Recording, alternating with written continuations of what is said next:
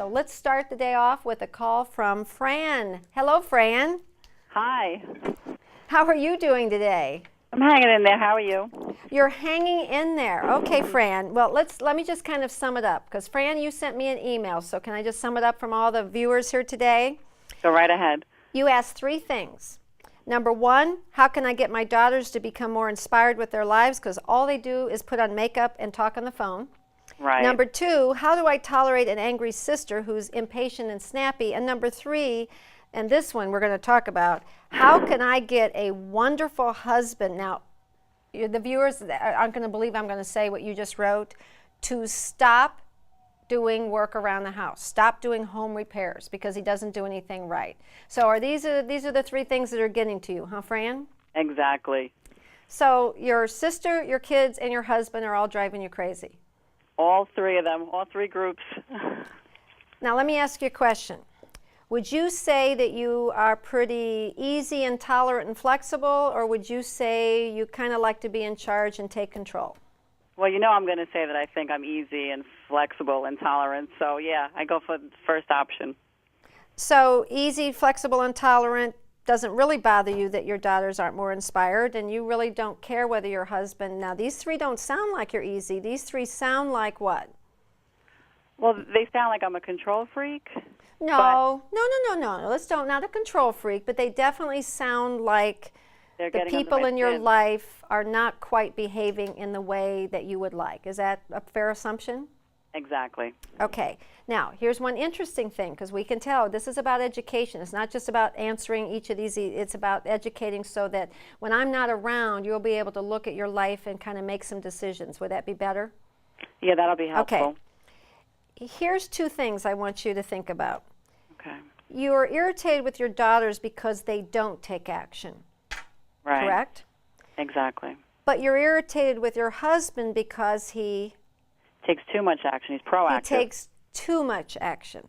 And that's why when I ask the question about you, we can't change other people, correct? Exactly. But we can certainly take a look and change ourselves. Right. So we've got 2 groups of people. It bothers you when people don't take action, but it also bothers you when people do take action. That's true. Now, what do you think about that? Have you noticed that in yourself before? Well, it sounds like I vacillate between the 2 sides. Well, I have a pet peeve when you take control and you take too much action, you take over. And then I have a pet peeve when you're kind of lazy and laid back and uninspired. Maybe let's reword it. Would it be fair to say that you have a pet peeve when people aren't doing it in a way that you think they should do it? Right. That bothers me. Okay. So with the daughters, you have a view of how their life should be. They should be up and moving and doing more things. They should join. Right. With my daughters, they should be joining some groups, some activities in school, or some activities, extracurricular activities like karate or dance in school. So you have an idea of how their life should be. Mm-hmm. But on the other hand, with your husband, now keep in mind, our kids are always watching us, and our kids are always looking at us, and your kids are seeing you and your husband interact. And so if your kids are seeing your husband take action, and what happens when your husband takes action? Are you pleased with him and happy with him and more affectionate and thank you so much, honey? Or are you kind of like, why are you doing that? So here's what we're going to do. Well, I have a total answer. Here's what we're going to do. We have to take a break, and I hate this because we're right in the middle of the best therapy that we have, and we're going to, you hang on there, okay? Fran, you hang on. We're going to come back. Up next, we're going to talk to Fran a little bit more about how do we get along with all these crazy people in our life. Hang on, and we'll be right back. All right, we've all had a great break. Let's get right back into the action. Fran, are you still on the line? I'm still here. Well, let's kind of summarize. Have you been thinking a little bit over the last couple of minutes? Yes, I have. Okay. To summarize for all of our viewers, Fran has 2 issues here. One is your daughters aren't doing enough and you wish they'd do more, correct? Right. And the second is your husband's doing too much and you wish he'd do less. Exactly. So maybe we need to focus on you, Fran, and not your daughters and your husband, because I'm going to tell you a little secret. Your teenage daughters and your husband are acting right in character. Let me tell you about both. Here's what teenagers do. Teenagers do generally about the opposite of what their parents want them to do. Do you remember those days at all? Do you remember being a teenager? I do, but I grew up in a strict Italian household where you Okay, didn't well, forget obey. that. The times have changed. We're in a whole new world right now.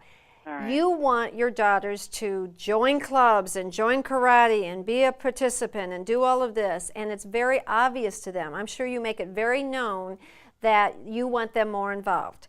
And teenagers, it's not right, it's not wrong, it's just how teenagers are. The more you want something and the more you're invested in something, the less they have any incentive doing it. Does that make sense to you? That's completely true. Okay, so first of all, you got to stop. This, number one, it's not your life. You can make sure that your children are respectful, and you can make sure that they have a safe home to grow up in, and you can make sure that they have good, decent friends, and you can do all of those things. But you can't dictate whether someone is social or not social, or whether they want to join a club or they don't want to join a club. In fact, the more you try to dictate that and lay out for them, what you're doing is saying, here is what I think you should be doing, and since you're not, I'm disappointed in you. And for a teenager, whether it's a boy or a girl, the last thing we want is for them to feel that we're disappointed in them and that they're not meeting our expectations. Because that's very sad, don't you think, to grow up feeling that way about your parents? Yeah, I don't want them to grow up with that hang-up. Okay, so back away from it. Stop investing so much of yourself. This isn't your teenage life, this is their teenage life. As long as they're behaving and they're respectful and they're making decent grades, back off. Now, let's take your husband, because this one we have to get into.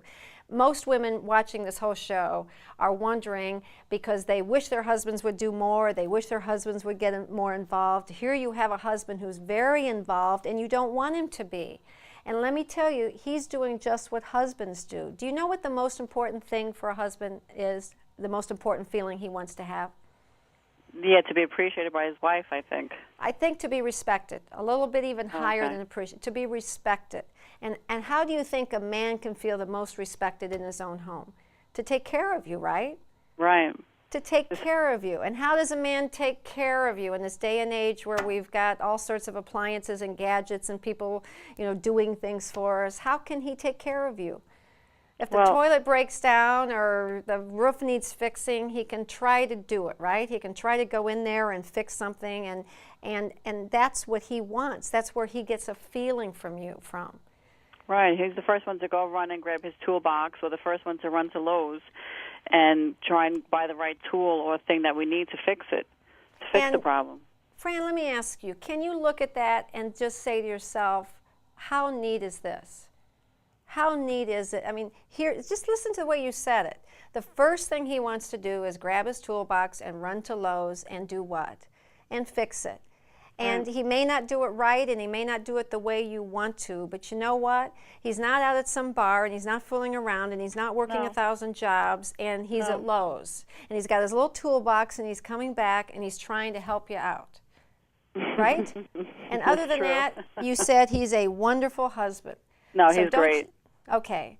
So I think, Fran, it's like he's not, he's doing the same thing as if he brought you flowers, or he put his arms around you and says, I love you. Can you take it as that? Him running to Lowe's means, I love you, I want to take care of you and the daughters, and I'm trying to help you all out and be a good guy. Yes, yes, yes. Yes, you can. Okay. All right, we're coming up on another break. I want you all to stick around.